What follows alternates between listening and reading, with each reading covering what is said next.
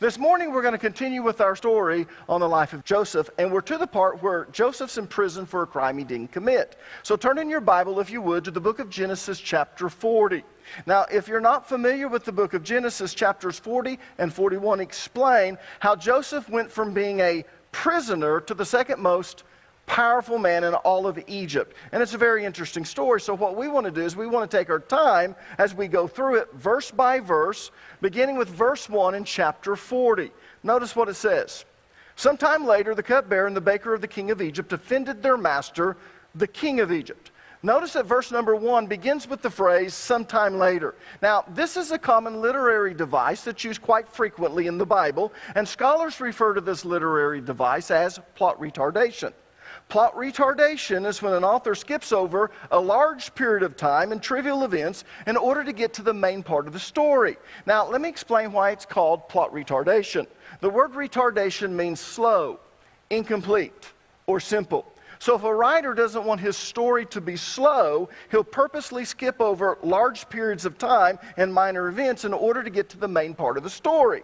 But in doing that, the story is incomplete, and it's a simplified version, hence the name plot retardation. Now, we do the very same thing when we tell a story. How many of you are good storytellers? How many of you are horrible storytellers? Yeah, majority of people are not good storytellers. But normally when we tell a story, we'll make this saying, or we'll say this: to make a long story short. And then we skip over all of the details to get to the main point. People, that's plot retardation. You want to get to the main part, you're going to skip over everything else. Well, the point that I'm trying to make is this. The author of Genesis skipped over large periods of time in Joseph's life, and he skipped over the minor events in order to get to this main part of the story. In fact, the author skipped over 11 years of Joseph's life to get to this part of the story. So let me ask you a question. How old was Joseph at this point in the story? Does anyone know? He was 28. Now, how do we know that Joseph was 28 at this point in the story? Well, we know that he was brought before Pharaoh 2 years after what happened in chapter 40. Look at Genesis chapter 41, verse number 1. It says, 2 full years later, Pharaoh dreamed that he was standing on the bank of the Nile River. And if you remember the story, no one could interpret the meaning of Pharaoh's dream. So Joseph was brought before Pharaoh to see if he could interpret the dream. And of course he could, and he did. But the point I'm trying to make is this. Joseph interpreted Pharaoh's dream 2 years after what happened in chapter 40. Now, in chapter 41, verse 46, we're told that Joseph was 30 years old when he stood before Pharaoh. Look at Genesis chapter 41, verse 46. Now, Joseph was 30 years old when he stood before Pharaoh, king of Egypt. So if Joseph was 30 when he stood before Pharaoh, and that was 2 years after what happened in chapter 40, how old was Joseph in chapter 40? 28. 30 minus 2 equals what? 28. Yeah. Now, why is this important? It's important because it tells us that Joseph spent 13 years of his life as a slave and or in prison. 13 years. He was sold into slavery when he was 17 years old. He didn't stand before Pharaoh until he was 30. 30 minus 17 is 13. He spent 13 years of his life as a slave and in prison part of the time. Now, let me ask you a question. Was that a waste of time? For a young man to spend 13 years of his life, from the time he's 17 all the way to he's 30, was it a waste of time for him to be a slave and or prisoner? No, it wasn't a waste at all. Not at all. Listen to me. It's never a waste when you're serving God with all of your heart. And God is using those years to prepare you for His ultimate plan for your life. And we're going to come back to this and make application because the majority of us never reach our full potential. And the reason we don't is because God has a period of time in which He's trying to prepare us for what His ultimate plan for our life is. And we're whistling it away with a bad attitude. And therefore, we're never prepared for the opportunity that God wants to bring our way. But we'll come back to this. Let's get back to the story. Look at verse number 1 again. Some time later, the cupbearer and the baker of the king of Egypt offended their master, the king of Egypt. Now, the word offended is translated from the Hebrew word kata, and it simply means to sin. Now, we're not told what sin they committed, but it must have been serious enough to put them into prison, because that's exactly what happened. Look at verses 2 through 5. Pharaoh became angry with these two officials, and he put them in the prison where Joseph was, in the palace of the captain of the guard. They remained in prison for quite some time, and the captain of the guard assigned them to Joseph, who looked after them. While they were in prison, Pharaoh's cupbearer and baker each had a dream one night, and each dream had its own meaning. Now, I want you to notice the last part of verse number 5. It says, each dream had its own meaning. In other words, these weren't normal dreams, these were spiritual dreams, which means that they each contained a prophetical message from God. Now, if you've ever had a spiritual dream, you know it. I've had 2 spiritual dreams in my life, and both times I woke up from a deep sleep, wide awake, and I knew beyond a shadow of a doubt that what I had dreamed was a prophetic message from God. I knew that God was speaking to me in those 2 dreams. So the king's cupbearer and the baker had a spiritual dream. And when they woke up, they both knew that there was a prophetic message within their dream that God had given them. They just didn't know what it was, because neither one knew how to interpret their dream. Look at verses 6 through 8. When Joseph saw them the next morning, he noticed that they both looked upset. "Why do you look so worried?" he asked them. And they replied, "We both had dreams last night, but no one can tell us what they mean." "Interpreting dreams is God's business," Joseph replied. "Go ahead and tell me your dream." Now, because Joseph had had spiritual dreams himself, he knew that God never gives a message without also giving the means to understand it. So he said to them, "Tell me your dreams," implying that God would enable him to be able to interpret their dreams. So look at verses 9 through 15. So the chief cupbearer told Joseph his dream first. "In my dream," he said, "I saw a grapevine in front of me. The vine had 3 branches that began to bud and blossom, and soon it produced clusters of ripe grapes. I was holding Pharaoh's wine cup in my hand, so I took a cluster of grapes and I squeezed the juice into the cup. Then I placed the cup in Pharaoh's hand." "This is what the dream means," Joseph said. "The 3 branches represent 3 days. Within 3 days, Pharaoh will lift you up and restore you to your position as his chief cupbearer. And please remember me and do me a favor when things go well with you. Mention me to Pharaoh, so he might let me out of this place. For I was kidnapped from my homeland, the land of the Hebrews, and now I'm here in prison, but I did nothing to deserve it." Now, the cupbearer's dream was both allegorical and prophetic, which is not surprising because most spiritual dreams are allegorical. I say most because not all spiritual dreams are allegorical, some are literal. In fact, let me give you an example of a dream being literal in the Bible. Turn with me, if you would, to the book of Matthew, chapter 1, verses 20 and 21. This is the story of Joseph. If you remember the story, Joseph is betrothed to Mary. But during this betrothal period, they don't live together. They don't have any contact with each other. But he finds out that Mary has become pregnant. And Joseph knows, I haven't slept with her, and she's pregnant. That means she's been sleeping around, or at least sleeping with someone else besides me. And so, being a just man, he's going to put her away privately. In other words, he's going to divorce her. He's not going to bring her out in public and have her stoned, because that's what the Mosaic law requires.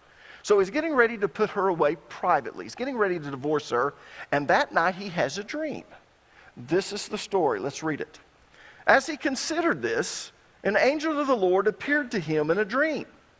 'Joseph, son of David,' the angel said, 'do not be afraid to take Mary as your wife, for the child within her was conceived by the Holy Spirit, and she will have a son, and you are to name him Jesus, for he will save his people from their sins.'" Now, this particular dream was direct and to the point. In fact, there was nothing allegorical about it. It was meant to be interpreted literally. We just have to read it. It means what it says. But as I said, most spiritual dreams are allegorical in nature. Jacob's dream, Joseph's dreams, the cupbearer and baker's dream, Pharaoh's dream, and Nebuchadnezzar's dreams. All of them were allegorical because most spiritual dreams are allegorical. The 2 spiritual dreams that I had, allegorical. Now, does everyone know what I mean by allegorical? Allegorical simply means that symbolism is used to convey the message. But here's the problem with spiritual dreams that are allegorical in nature. You might know that what you dreamed has spiritual significance. You might know that it's a spiritual dream. And you might know that God is speaking to you through the dream, so you realize that there's a prophetic message within it. But if you don't know how to interpret the symbolism, you can't discern the meaning of the dream. In both of my dreams, they were allegorical in nature, but when I woke up, God spoke to me and told me what they meant. Had God not done that, I would have known that they had meaning in them and there was a prophetic message within them, but I wouldn't have known how to interpret it. And that was the predicament the cupbearer and the baker were in. They both knew that they had dreamed a spiritual dream. And they both knew that there was a prophetic message within the dream. But they didn't know what it was because they didn't know how to interpret the symbolism. Look at verse 7 and the first part of verse 8. "Why do you look so worried today?" he asked them. And they replied, "We both had dreams last night, but no one can tell us what they mean." So when they woke up, the implication is they knew it was a spiritual dream, so they told people about the dream, but no one knew what it meant. But Joseph knew how to interpret the symbolism. Look at verses 12 and 13 again. "This is what the dream means," Joseph said. "The 3 branches represent. They're symbolic. They symbolize 3 days. Within 3 days, Pharaoh will lift you up and restore you to your position as his chief cupbearer." Now, Joseph was so sure of his interpretation that he asked the cupbearer to do him a favor when his interpretation came true. Look at verse 14. "And please remember me and do me a favor when things go well for you. Mention me to Pharaoh so he might let me out of this place."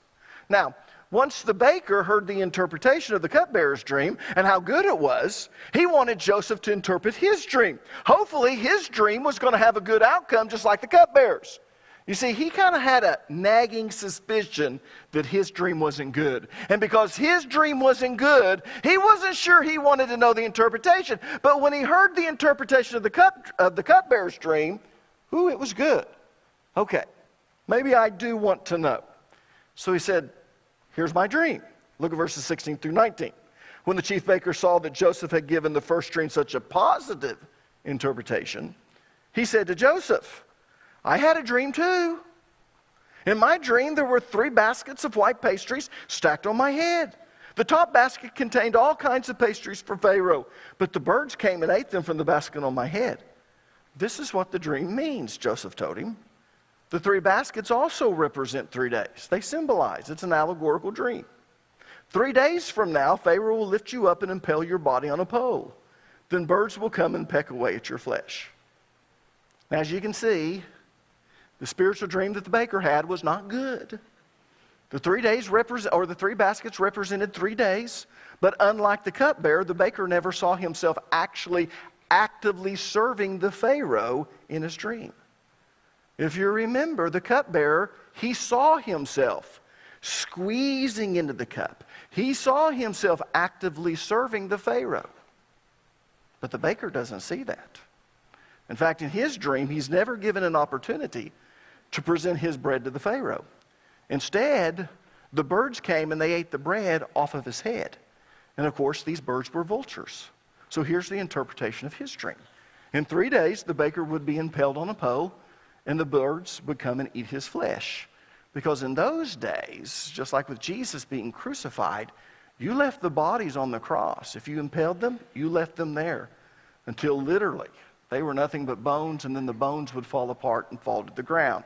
The reason Jesus was taken off of the cross is because he was in the land of Israel, and the Jews required that they be taken down before a holy day or the Sabbath. But you see, his flesh was going to be eaten because they're in the land of Egypt. Now, look at verses 20 through 23. Pharaoh's birthday came 3 days later. Now, whenever you see details, you need to make a note of it. Because if the Bible adds a detail there, it's because it's important. Because the Bible uses plot retardation a lot. It skips over things that it considers to be trivial or minor. It will skip over large periods of time. But when it adds something, you need to pay close attention to it. So this is Pharaoh's birthday. Pharaoh's birthday came 3 days later. and he prepared a banquet for all his officials and staff. He summoned his chief cupbearer and chief baker to join him with the other officials. He then restored the chief cupbearer to his former position so that he could again hand Pharaoh his cup. But Pharaoh impaled the chief baker, just as Joseph had predicted when he interpreted his dream. Pharaoh's chief cupbearer, however, forgot all about Joseph, never giving him another thought. Do you see that? Pharaoh's chief cupbearer, however, forgot all about Joseph, never giving him another thought. Now later on, when Pharaoh has a spiritual dream and no one's able to interpret it, at that point, the cupbearer remembers Joseph. And he remembered the favor that Joseph had asked of him. So turn to chapter 41, verse 1, and let's look at Pharaoh's dream. We've already covered one whole chapter, chapter 40. Now we move to chapter 41. Notice what it says. 2 full years later. That's important. Pharaoh dreamed that he was standing on the bank of the Nile River. Now, verse 1 tells us that Pharaoh's dream occurred 2 full years later, or 2 full years after the events in chapter 40. And what happened in chapter 40? The Pharaoh's cupbearer and baker were put in prison, and they each had a spiritual dream on the very same night, but neither one of them knew how to interpret their dream. But Joseph did, and he explained the meaning of the dream. In 3 days, on the Pharaoh's birthday, the cupbearer would be exonerated and restored back to his position. The baker, on the other hand, would be executed and impaled on a pole. And sure enough, 3 days later, on Pharaoh's birthday, Joseph's interpretation of the 2 dreams came true. So, when chapter 41 begins with 2 full years later, it's talking about Pharaoh's birthday. The day that Joseph's interpretation of the cupbearer's dream and the baker's dream came true. So 2 full years later, which would be on Pharaoh's birthday, Pharaoh had a dream. Yeah. Now verses 2 through 7 reveals the dream that Pharaoh had on the night of his birthday, but we're not going to look at the dream. And the reason we're not going to look at the dream at this point in the story is because there's a lot of information that's left out. But the reason it's left out is because the dream is going to be retold again in verses 17 through 24, and it's going to add a lot more details. So we're going to wait until we get there before we read the dream. So let's move on to verses 8 through 14, which explains why Joseph was brought before Pharaoh. Notice what it says. The next morning, the day after his birthday, Pharaoh was very disturbed by the dreams. So he called for all the magicians and wise men of Egypt. When Pharaoh told them his dreams, not one of them could tell him what they meant. Finally, the king's chief cupbearer spoke up. Today I have been reminded of my failure, he told Pharaoh. Some time ago, you were angry with the chief baker and me, and you imprisoned us in the palace of the captain of the guard. One night, the chief baker and I each had a dream, and each dream had its own meaning. There was a young Hebrew man with us in the prison who was a slave of the captain of the guard. We told him our dreams, and he told us what each of our dreams meant. And everything happened just as he predicted. Every detail came true. I was restored to my position as cupbearer, and the chief baker was executed and impaled on a pole. Pharaoh sent for Joseph at once, and he was quickly brought from the prison. After he shaved and changed his clothes. There's an important detail. We don't have time to look at it today. Maybe we'll get to it next week. But I want you to notice that he shaved. Very, very important part of the story. If the Bible gives it as a detail, take note of it. After he shaved and changed his clothes, he went in and stood before Pharaoh. Now, Pharaoh was disturbed by his dream, just as the chief cupbearer and the baker were. And the reason that he was disturbed is because he knew that his dream was prophetical. He knew that God had a message for him within his dream. He just didn't know how to interpret it. But neither did his magicians or his wise men. Now, this doesn't mean that they didn't offer an interpretation. In fact, verse 8 implies that they did, but Pharaoh rejected their interpretation. Look at verse number 8 again, except this time we're going to read it out of the New King James Version. All right, notice what the New King James Version says.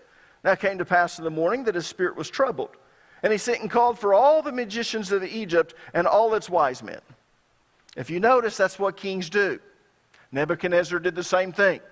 He called for all of his magicians, his sorcerer, and his wise men when he had this dream. Except Nebuchadnezzar took it a step further. He didn't trust them. What'd he do? He said, tell me what I dreamed and then tell me the interpretation. They go, you're crazy. We can't tell you what you dreamed. Only God can do that. But why did he do that? Because he knew they'd make something up. He knew that they would say, well, the dream means this, and they get all spiritual on him. So the only way that he could make sure that they really knew the interpretation is if they could also tell him what he dreamed. Now, Pharaoh didn't do that. Pharaoh called in his wise men, his magicians, and he said, this is what I dreamed. And they offered an interpretation. Yeah, but he didn't accept it. How do we know that? Well, let's read the King James Version here, New King James Version. Now it came to pass in the morning that the spirit was troubled, and he sent and called for all the magicians of Egypt and all its wise men. And Pharaoh told them his dreams. But there was no one who could interpret them for Pharaoh. Now that phrase, for Pharaoh, is very interesting. And the reason it is because it has meaning in the Hebrew. In the original Hebrew, it means that their interpretation of his dream did not satisfy him. In other words, he didn't buy their interpretation. Now, we don't know why he didn't buy their interpretation. We just know that he didn't. So his cupbearer stepped forward and he told Pharaoh about his experience in prison and how a young Hebrew man had interpreted his dream, and his interpretation came true just as he said it would, down to the very last detail. So Pharaoh sent for Joseph. Look at verses 15 and 16. Then Pharaoh said to Joseph, I had a dream last night, and no one here can tell me what it means. But I have heard that when you hear about a dream, you can interpret it. It's beyond my power to do this, Joseph replied. But God will tell you what it means and set you at ease. Now, in verse 15, Pharaoh told Joseph that he had heard that Joseph could interpret dreams, which of course wasn't true. So in verse number 16, Joseph corrects the Pharaoh. He says, listen to me, I can't interpret dreams, but God can. And he will interpret your dream through me. In other words, he'll tell me what your dream means, and he'll give you the answer that you seek. Now, I want you to notice how the NIV interprets verse 16. And the reason I say interprets instead of translates is because the NIV is an interpretation. If you want a good translation, use the New American Standard. The NIV translates it, but then it says, to make it easier to understand, I'm going to interpret it to mean this. So the NIV is really an interpretation. But here's how the NIV interprets it. I cannot do it, Joseph replied to Pharaoh, but God will give Pharaoh the answer he desires. Now let me tell you, there's a lot of application in here for us. Because we always want to take credit for what God does. If we become successful, it's because of what we've done. No, it's not. It's because God has given you the gifts, talents, and abilities. He's brought the opportunities alone. He has done these works within you to give you the experience you need to succeed. And yet we never want to credit God. If we have this great athletic ability, it's because we're a great athlete. No, it's not. It's because God has blessed you genetically. And you don't have too much up here, so you don't think about it when you do sports. You didn't catch that, did you? You will later. The best athletes are the ones that never think about it. They just act and react without thinking. They're the best athletes. Some of the smartest people, even if they're genetically blessed, they couldn't be a good athlete if they wanted to because they're always thinking too much. And coaches would say, don't think about it, just do it. Yeah.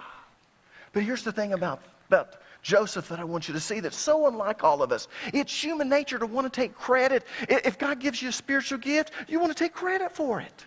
But not Joseph. He's the most humble man you would ever meet. He said, I want you to know right away, I can't interpret dreams, but God can. And God will interpret your dream through me. And he'll give you the answers you seek. But I want you to be very clear about this. It's God, not me. So Pharaoh told Joseph his dream. Look at verses 17 through 24. We're finally to the dream.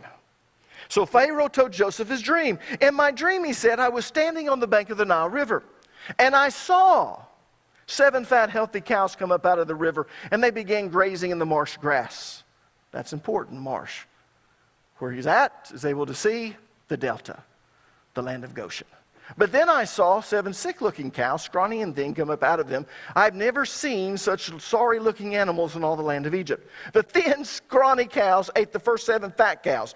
But afterwards you wouldn't have known it, for they were still as thin and scrawny as before. Then I woke up. Then I fell asleep again, and I had another dream. This time I saw, and the implication, he's still on the Nile River, the bank of the Nile River, but he's not in the land of Goshen. He's probably around Luxor. I saw 7 heads of grain, full and beautiful, growing on a single stalk. Then 7 more heads of grain appeared, but these were blighted, shriveled, and withered by the east wind. And the shriveled heads swallowed the 7 healthy heads. I told these dreams to the magicians, but no one could tell me what they mean. Now, I don't know if you noticed it or not, but Pharaoh didn't play any active role in his dream. He saw himself in the dream, but he didn't do anything in the dream.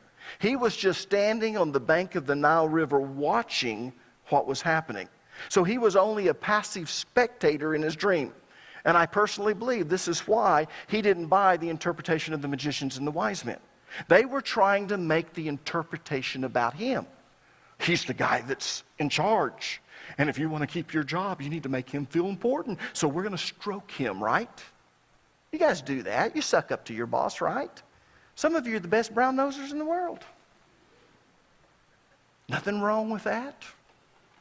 The Bible tells you you're wise to do that. But that's how these guys were. And so when they give this interpretation, Pharaoh doesn't buy it for a second. And you want to know why? Because he didn't do anything in his dream. He's just watching this. And they're trying to make the dream about him, and he's just a passive spectator in his dream. Yeah. So he knows the dream's not about me. The dream is about Egypt. And he knows that. You see, the word Egypt originally meant black dirt. Our word Egypt comes from the Greek word Aegyptos. Did you know that? Aegyptos means Nile River. But that's not the word that the Egyptians used for their own country. In Egyptian, the word for their country is Kemet. Kemet. And Kemet means black dirt. And it referred to the fertile soil on the banks of the Nile. In fact, most of modern-day Egypt is uninhabited because it's desert. Nothing but sand. I can remember flying to Cairo, Egypt years ago, and as we were descending, all I could see out the window was sand. Not one home, not one building, no people, nothing but sand. And then all of a sudden, the city of Cairo appeared, sitting on both sides of the Nile River. Let me show you a map of Egypt. You need to see this. This is from Google Maps. Take a look at this. You see what looks like a blue rabbit there?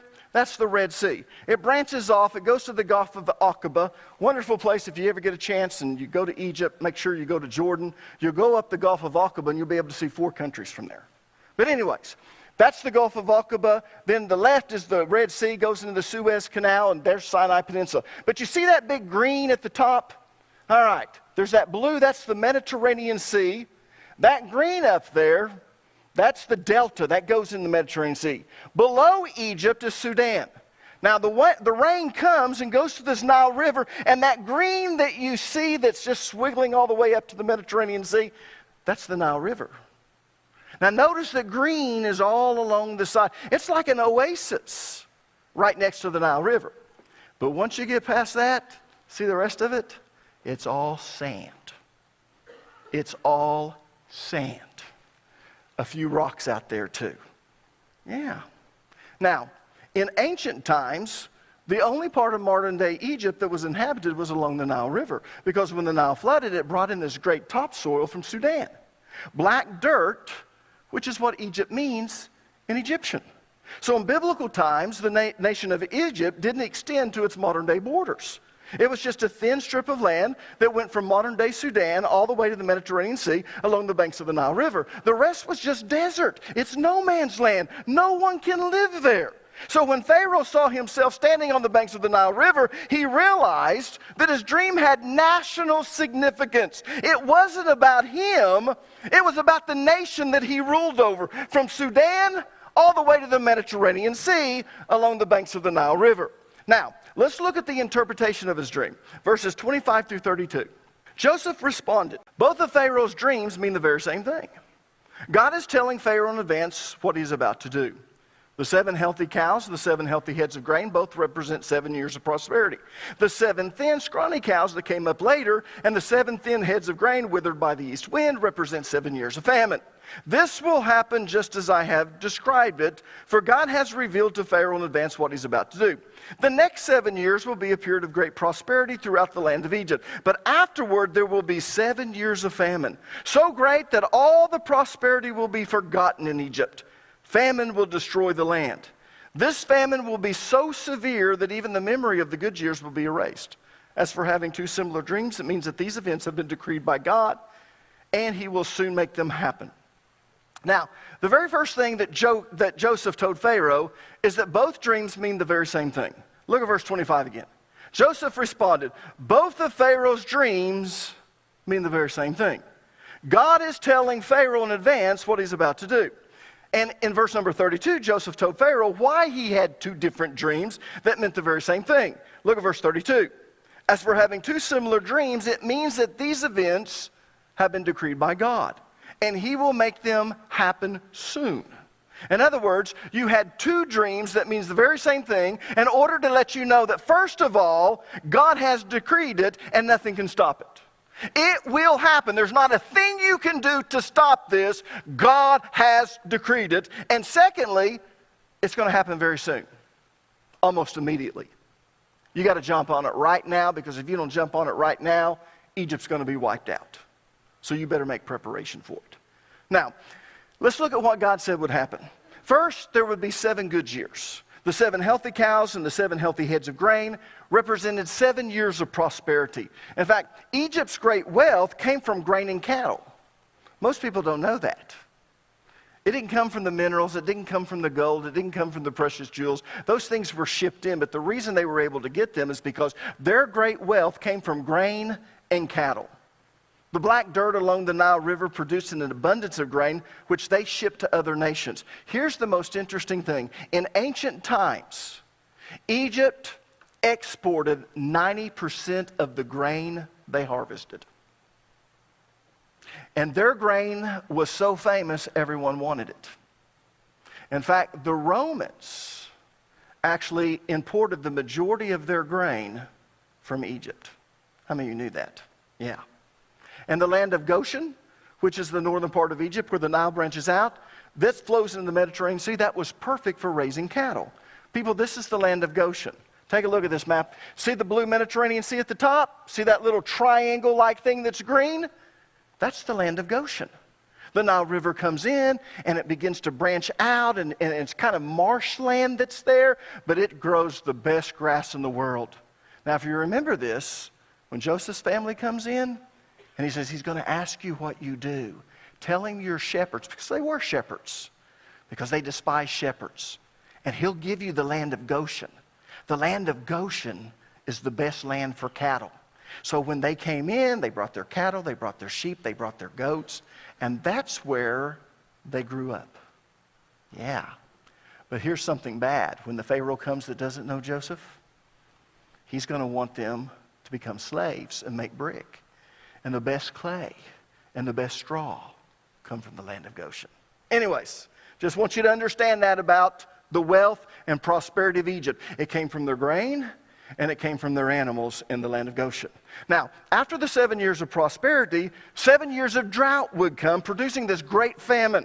The 7 thin and scrawny cows and the 7 thin heads of grain withered by the desert winds represented 7 years of famine.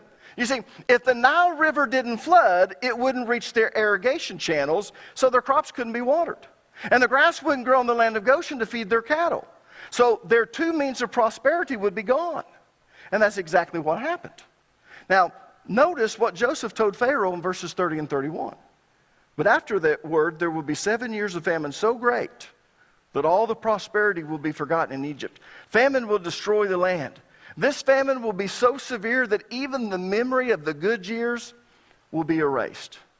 Now, if you noticed, verse 30 is a repeat of verse 31 is a repeat of verse 30. In other words, it's saying the very same thing.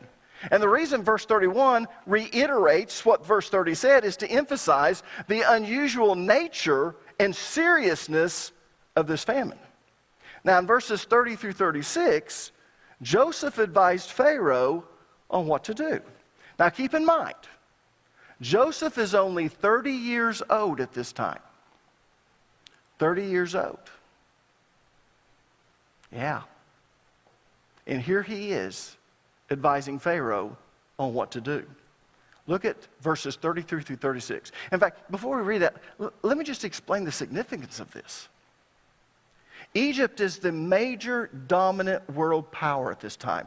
At the time of Joseph, the Assyrian Empire, nah, they're nothing. The Akkadians, they're not a thing. The Babylonians, no. The Medes and Persians, nah. Who's the dominant world power at this time? Egypt. Egypt. And Joseph, at 30 years old, has come into the presence of the most powerful man in the known world. Yeah. And he's going to tell Pharaoh, after he interprets the dreams, he's going to take it a step further. And he says, he's going to tell him what you need to do. Here it is. Verses 33 through 36. Now therefore, let Pharaoh select a discerning and wise man and set him over the land of Egypt. Let Pharaoh do this. And let him appoint officers over the land to collect 1/5 of the produce of the land of Egypt in the 7 plentiful years. And let them gather all the food of those good years that are coming and store up grain under the authority of Pharaoh. And let them keep food in their cities. Then that food shall be as a reserve for the land for the 7 years of famine which shall be in the land of Egypt, that the land may not perish during the famine. Now, you might not have picked this up, but Joseph made 3 recommendations. The first one is found in verse 33. Now, therefore, let Pharaoh select a discerning and wise man and set him over the land of Egypt. In other words, you need to choose one man to be in charge over all of Egypt. And all the activities of the state need to be under his control. All activities, everything, one man.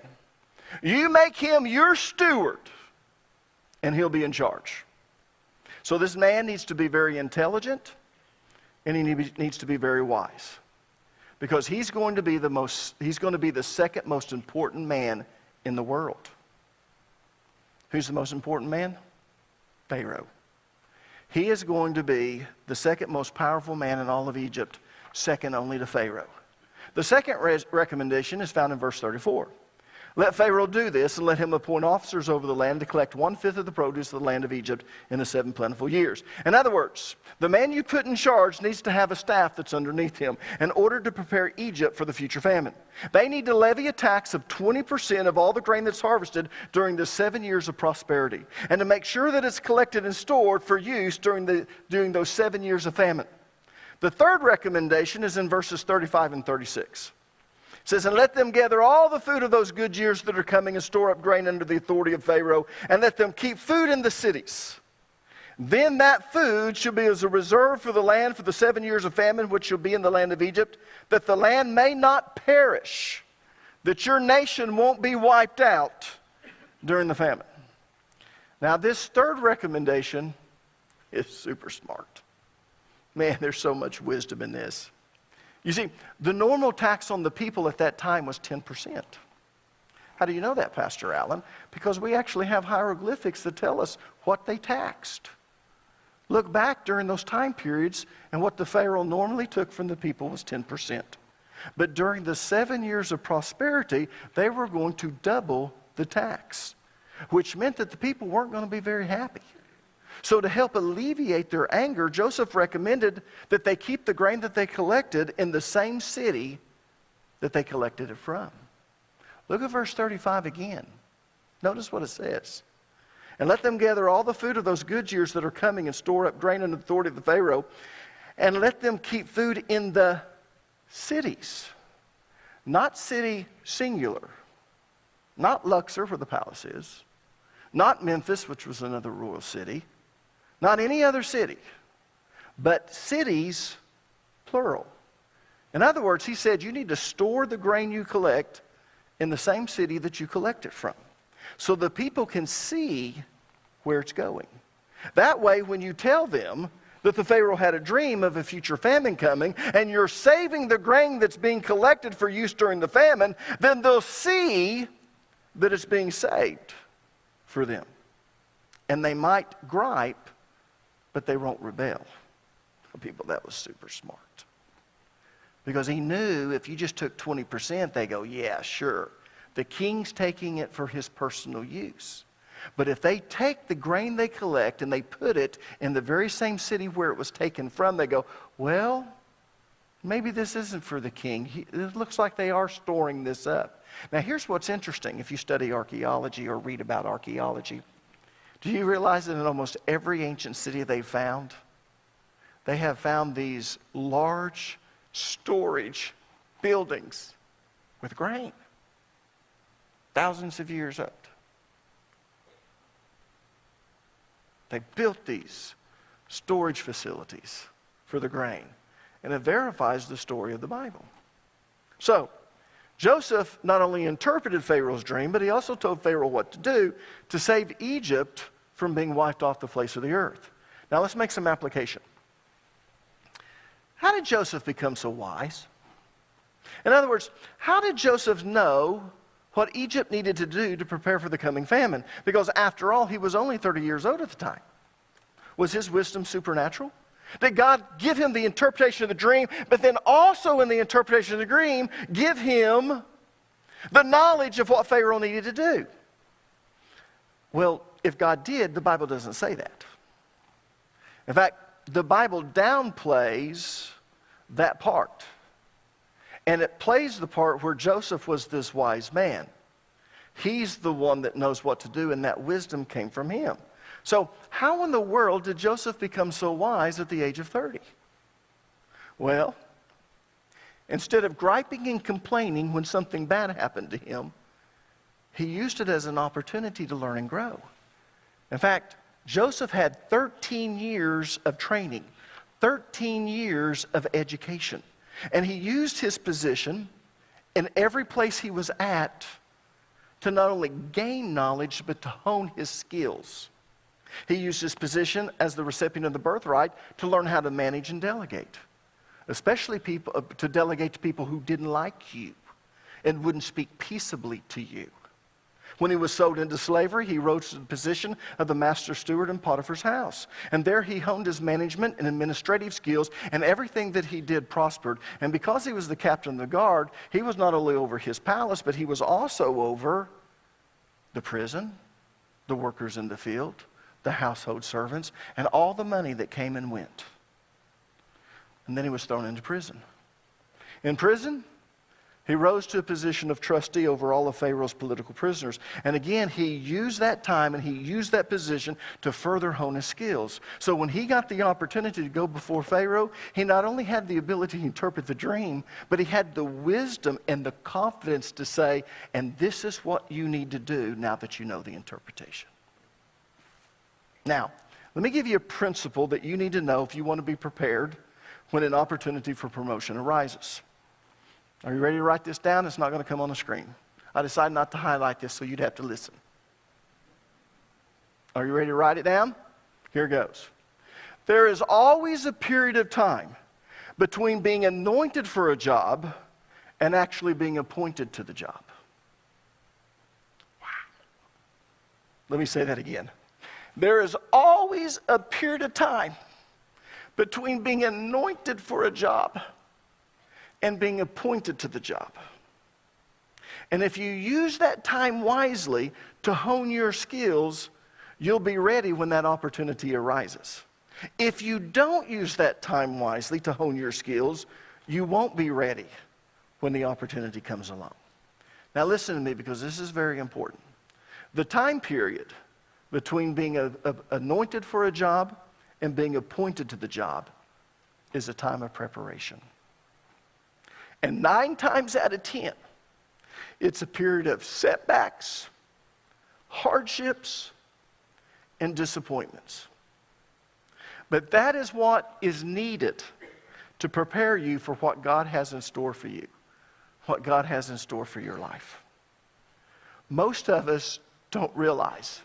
So in that period of time, instead of taking advantage of it, we gripe and complain. And we make comments like this. Well, it didn't do me any good to do what the Bible says. It didn't do me any good to do the right thing. I'm not going to do that anymore. I'm just going to do my job and nothing more. Oh, yeah. 90% of humans do that. It's always someone else's fault. Not realizing that this could be part of God's plan to prepare you for the great plan He has for your life. So guess what? During that time that you're griping and you're complaining, you're not gaining the experience that you need or the knowledge you need to succeed in the next phase of your life, to succeed in the opportunity that God is getting ready to bring your way. Joseph had 13 years to prepare for the position of vizier, the second most powerful position in Egypt, which also meant the second most powerful position in the entire world at that time. And when he got the opportunity, he was ready. Most people wouldn't have been because they have a victim mentality. You want to know what's wrong with America today? We're not building our country on biblical principles. I read something very disturbing this week. 62% of the population between 18 and 34 believe that socialism is better than capitalism. 62% of those between the ages of 18 to 34 believe that socialism is better than capitalism.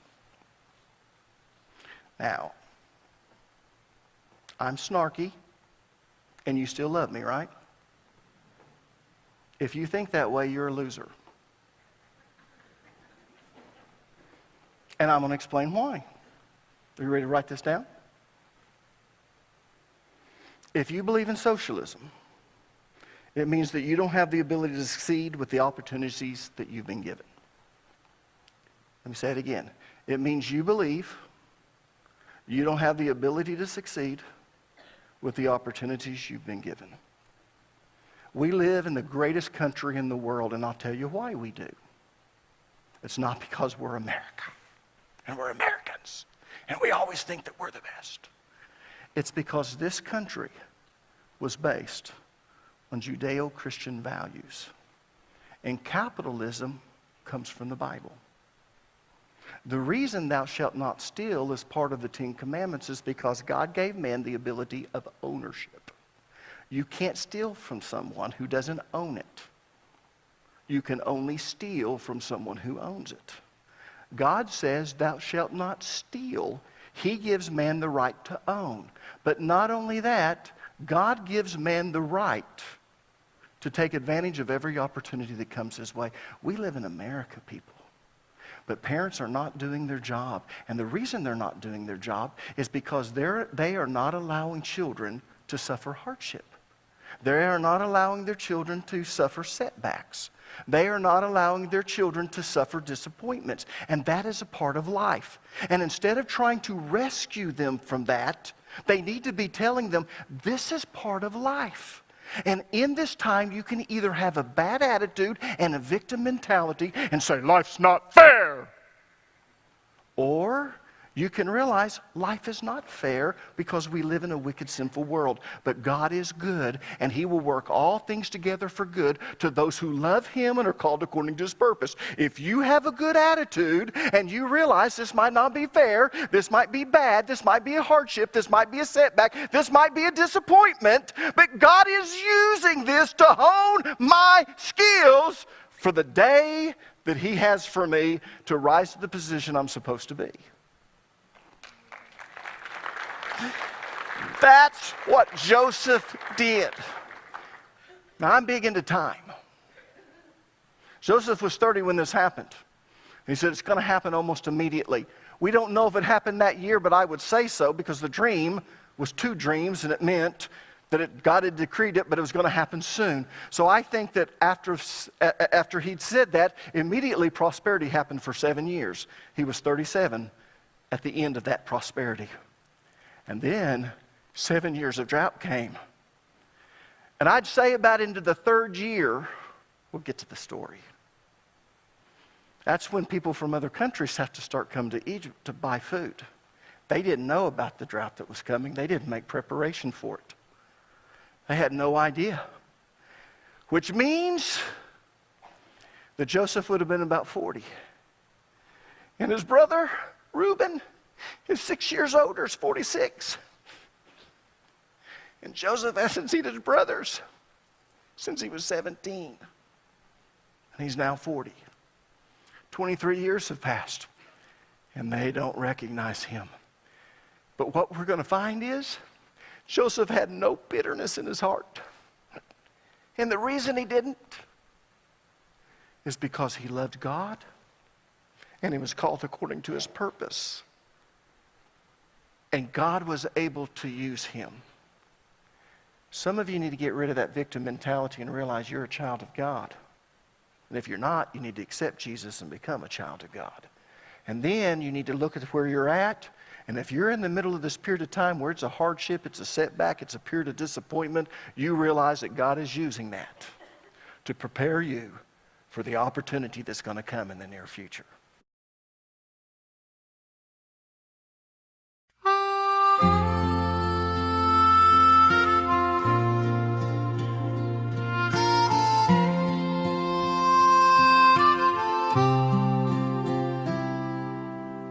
There's a chair that's never moved, a cup that still remembers you.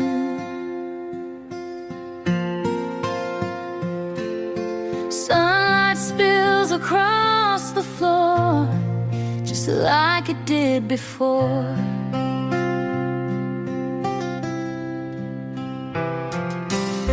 I kept your books upon the shelf, didn't change a thing myself.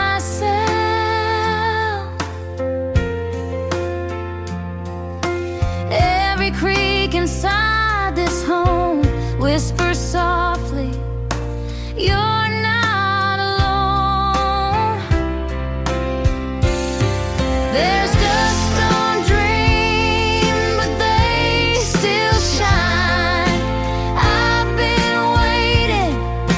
Take your time, the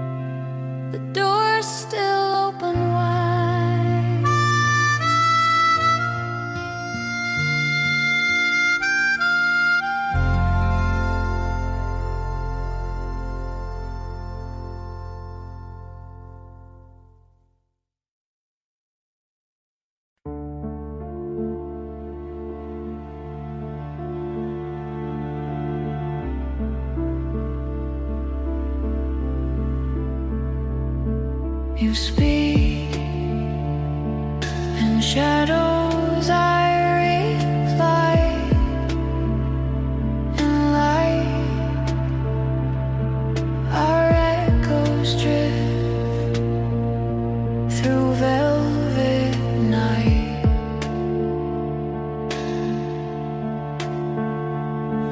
Between the pulses I hear,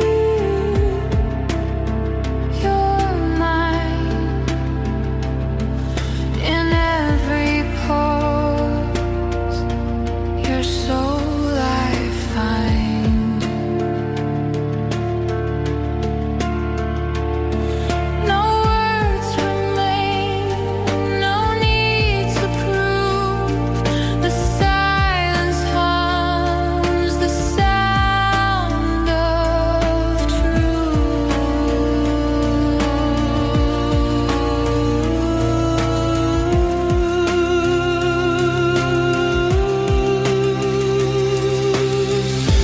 silent frequencies between our hearts, telling stories when the talking parts. I feel you move beneath my skin like a signal I can't pin.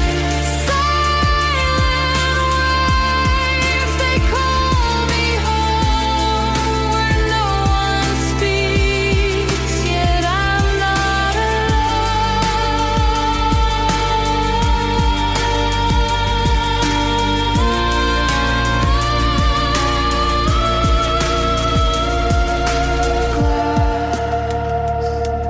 Reflections bend the tone.